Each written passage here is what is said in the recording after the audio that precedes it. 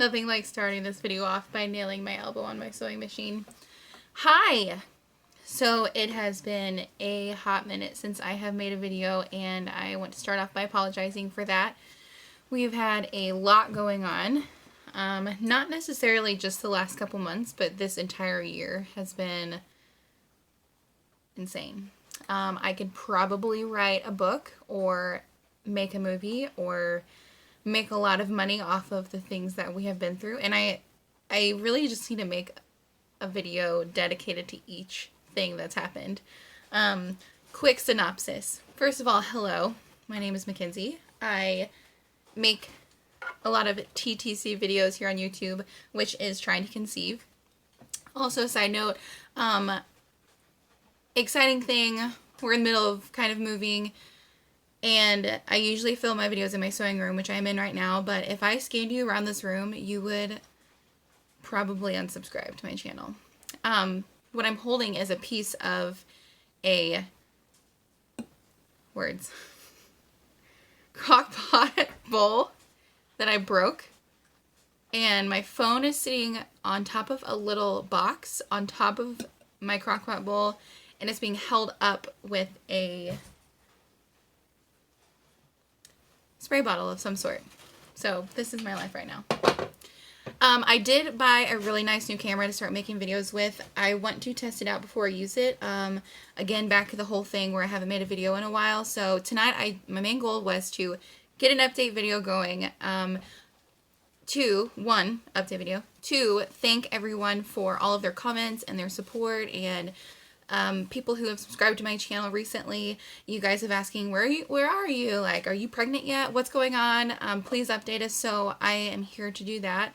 One, I love all of you guys. I've really enjoyed the community that I've kind of created for myself, and it's done a lot. So it's really cool to see all those comments of people like wanting me to update them because they're engaged with me, and I appreciate that. And I started this channel to hopefully just be a voice for the people who are going through the same thing that I am, because I know how lonely it can be trying to have a baby and having issues with that. So with that being said, yeah, a lot going on this whole year. Quick synopsis if you are new here. So beginning of the year in April, we got a piece of property of ours broken into that housed a lot of our things. My husband drag races motorcycles and got some motorcycles stolen, a bunch of other stuff, led to basically us being our own detectives. That opened up a whole new side of the world that I knew existed but had never experienced before. It is dangerous, it is unsafe, it is disgusting, and people suck. So there's that. Got over that, got our stuff back, kind of, not the same condition as when they stole it. Got over that. And then my husband, I said, drag races motorcycles, got into an accident, was life flighted to the hospital in town, and broke both hands and spent 10 days in the hospital. So that changed a lot of things in our lives. Nothing was normal anymore. He was off for almost 4 months. That was number 2. Number 3 is almost that. He was off for 4 months, and we had to adjust to a lot of things. All the while, we're kind of trying to look for a house because we sold the property where things were stolen from. Security systems, they're a good thing. And our security system is living where our stuff is, because we are our best security system. Sold the property, Gerrys accident, and house hunting. Found a house, put an offer in, they accepted in the midst of moving. Hit a couple speed bumps on the way of doing that. No big deal, no problem. And all the while trying to make a baby with a body that doesn't want to make a baby. So, update there. Kind of the last things that you guys saw were, one, me saying sorry because my husband was in the hospital. Next one was talking about Clomid and then a chemical pregnancy, early miscarriage. And where we are at right now is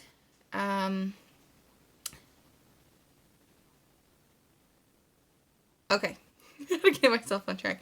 Okay, I had my 3rd round of Clomid, We did 100 milligrams. It was unsuccessful. And I thought I ovulated. Went in for lab work. Confirmed that I did not ovulate. So that was frustrating. If you are new to TTC and you're kind of learning OPKs, they are very frustrating. And I will tell you that firsthand.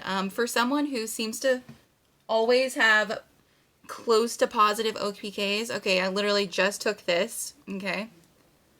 It's not going to focus because this is my phone. And why would it do that? Okay. Nope. Anyways, doesn't look as close to positive as it does in person. But they're like almost always very dark. So for me, I have to be very careful on what I consider positive and not positive. And so far, in the almost year that we've been trying, I have had one positive OPK, and it was on day 2 of Provera. And if you are unfamiliar with Provera, that is to make you have a period. So my body was like, you're taking medication to make you do the opposite of making a baby. I'm going to go ahead and let you ovulate now. So lead into chemical pregnancy. So, didn't ovulate. I thought I did, and lab work proved otherwise. So here we are, cycle day 31. Obviously no period, because why would my body want to be regular? Because it's never been regular. And shout out to all you women with PCOS or just struggling with irregular cycles, because it is the most frustrating thing in the entire world. Not, but it's one of them. Definitely top 5. So my longest cycle after getting off birth control was 198 days, and that is absolutely unreal, and it's the stupidest thing I've ever heard about, but it happened. So it is very difficult to pinpoint your fertile window, let alone the week or 12 hours that you're ovulating when you have no clue about your cycles. So I will say that is one thing that Provera has done, is helped me have a cycle so I can start over, because there is nothing more disheartening than taking Clomid, not ovulating, and then just having to wait until you start your next cycle and not knowing when that's going to be. And for me, knowing that it could potentially be almost 200 days, it is so devastating, because all you want to do when you don't ovulate is start over again. And that's what all of us do at the end of a cycle. When you don't get your positive pregnancy test, all you want to do is start over and get as close to that next fertile window and after the 2-week wait that you possibly can. So for someone with irregular cycles, that's not something you can look forward to, because you literally never know when your new cycle is going to start. So, what we're going to do this cycle is, I actually just talked to my doctor today. She is prescribing me Provera, because I talked to her the end of last week, and she said, if you don't start your cycle by Monday, let me know. So we're going to start Provera again, and I'll take that for 10 days. In this cycle, what we're doing differently is we're still going to do Clomid, and she's bumping me up from 100 milligrams to 150. But since last cycle, I obviously didn't react or do anything from the Clomid. She's like, I want to do 2 ultrasounds. I'm going to do an ultrasound on day 3, which is going to be a baseline ultrasound. So exactly what it sounds like. It gives them something to go off of when they know I'm not fertile. They're going to look at my uterus, ovaries, whatever, see what's going on there. And then take Clomid 150 milligrams from cycle day 3 through 7. 3 through 7.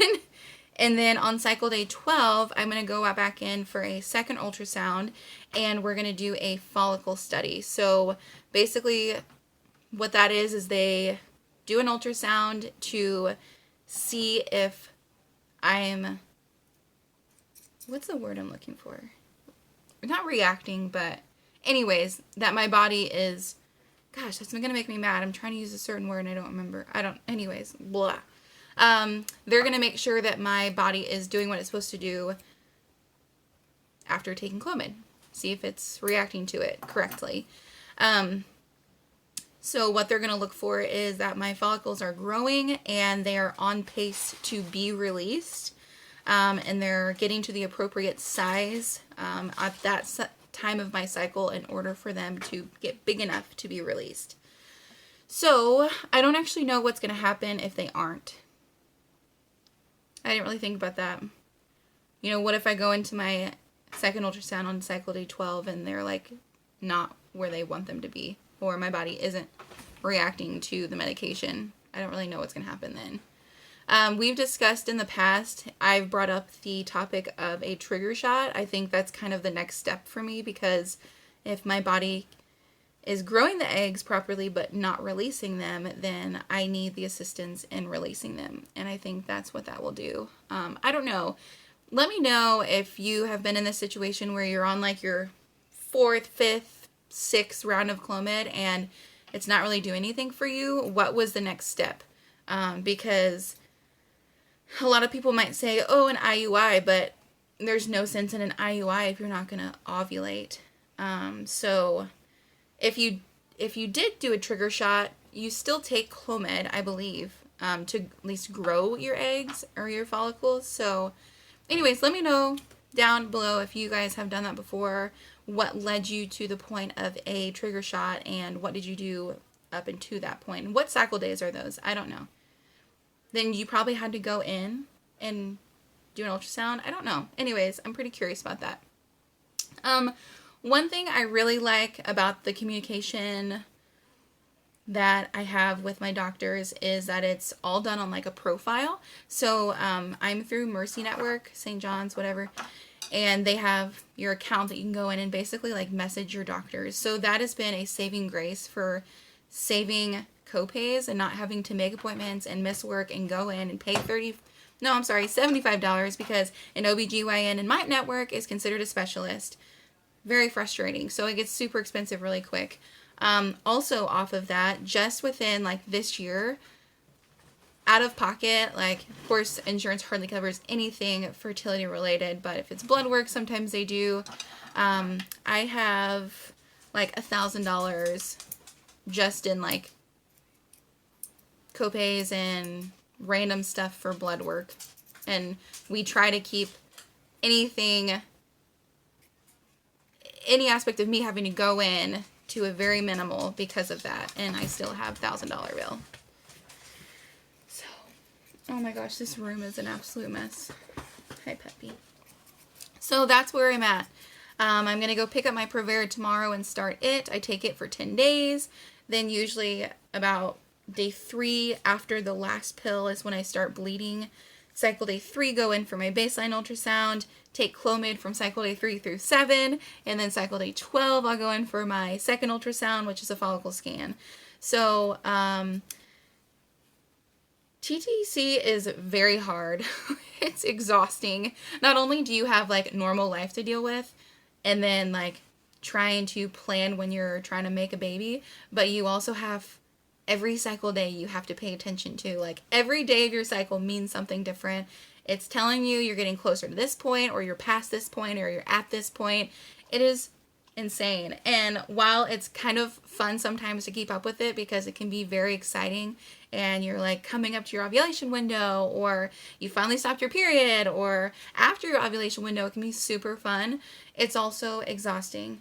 And there is one thing that many people tell you when you're trying to have a baby and they know that you're trying and they know that you've been trying for a while, that they say, and it's just let it happen, or it'll happen when it happens, or my favorite is stop trying.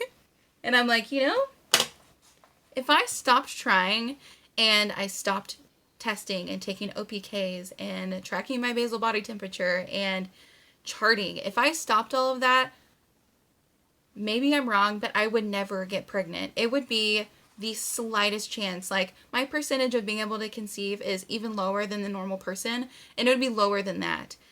And I don't get mad when I hear that, but at the same time it's definitely frustrating because they don't know what it's like to have no clue what your body's doing.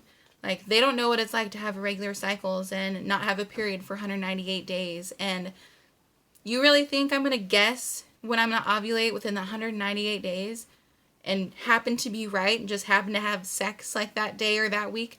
Absolutely not. Like, stopping trying, letting it happen, stopping paying attention, stopping tracking is not an option for me. Maybe it is for someone else, and if you guys are that way and you conceive that way, like, I praise you, because I would be more stressed out not tracking than tracking, because at least tracking everything gives me kind of a slight idea of what my body's doing. And if I wasn't, like, you know, you can listen to your body and you can semi-track it certain ways, but without OPKs, without medication, I mean, I could go a year without ovulating, and that's a lot of days with OPKs, because it's just, I don't know. And I think it just stems from people not understanding how in-depth trying to conceive is when you're struggling with infertility. Like, they don't know what it's like to live a day, let alone a week or a month in your shoes, and they just don't get it. So you just can't take it to heart. You know, you can't overthink it. You can't take it seriously. You can't doubt yourself, being like, well, should I stop? Am I being crazy? Am I over the top? Like, am I doing too much? You're not. You're doing what you think is right. You're doing what's comfortable. You're just trying to figure it out like the rest of us. And trying to conceive is something that you have to be very motivated and proactive about, because the doctors can only help you so much, and the doctors don't live with you, and they can't tell you what to do every single day and how to read this test or that test or take this test. You have to do what feels right. And for me, that is everything I'm doing, because at the end of the day, I want to be pregnant and I want to have a baby, and I know in order to do that, I have to do all of these things, whether someone judges me for it or not. You can call me crazy, you can call me over obsessed, you can call me over the top, whatever it is, I don't care. But I know that it's what I have to do to get pregnant. So yeah, I just don't think people understand that. And so you know, they can say, oh, I get it, oh, you've tried for a while, oh, I get it, you're struggling, but they don't get it until they experience it, or they're married to someone who is going through it. So, I mean, I just wish people would realize how frustrating it is to go every single day not knowing what your body's going to do. And no, I don't have to take all the OPKs every single day. I don't have to do a lot of things, but I know if I don't, then I'll know way less than I do now. And this is a game of knowing as much as you can about your body. And if little sticks that I dip into my pee every single day tells me more about my body, I'm going to do it. So that's where I'm at. I don't know. I'm at an okay place. I mean, I tell myself I don't think I'm too stressed out about it, but I think about it a lot. So, I mean, I think it's natural. If I wasn't stressing about this, I'd probably be stressing about something else, just like a normal human being. But I was going to say something else. I forgot already. I don't know. That's kind of where I'm at. So, hopefully this cycle goes better than the past, and my body answers to Clomid. Please, I hope it does. So there we go. I remembered what I was going to say, and then I'll be done. I know I always say this. You're like, oh, she's back again telling us she's going to make a quick video, and then like an hour, 2 hours later, she's done. This is my last thing. I am going to make, and I've been wanting to make this video for a while. This is Duke. Hi, squishy butt. I'm going to make a, ooh, nope, don't knock over my art. I'm going to make a review video on Ovusense. So if you guys don't know what Ovusense is, you need to look it up, because it is the bomb. Love it. Seriously love it. Basically, it's a fertility monitor. It tracks your basal body temperature. You literally touch it to your phone. It uploads all the data. Oh, it's so amazing, because I am not good at basal body temping at all. Nope. Not my thing. Can't do it. No. So this, you literally just put it up there, let it stay all night, take it out, touch it to your phone, clean it, whatever. Oh, it's so amazing. So if you have PCOS, irregular cycles, trying to track ovulation, trying to track a bunch of stuff, this is for you. Totally worth the money. So my next video I will do a review on that. I will go over how you use it, what it tells you, how much it is, how it works, everything. Gerrys yelling at the dog. Sounded like a duck. Anyways. Okay, he's adorable. He's weird. I almost put this to my nose and I realized there's pee on it. Okay, so I will hopefully maybe make that video this week. If not, then I promise I will make it on Monday. I'm done. 21 minutes long, and you guys stayed with me the whole time. You are so sweet. Okay, thank you. Subscribe, like this video, leave comments down below. I love interacting with you guys. You can go follow me on Instagram. I think my name is @MackenzieJJ for Joe Jump. Anyways, just look up my name, Mackenzie Jump. You'll find me. I'm on there somewhere. I post a lot of stuff about my cats. So, love you guys. Thank you, and I will see you in a little bit. Bye.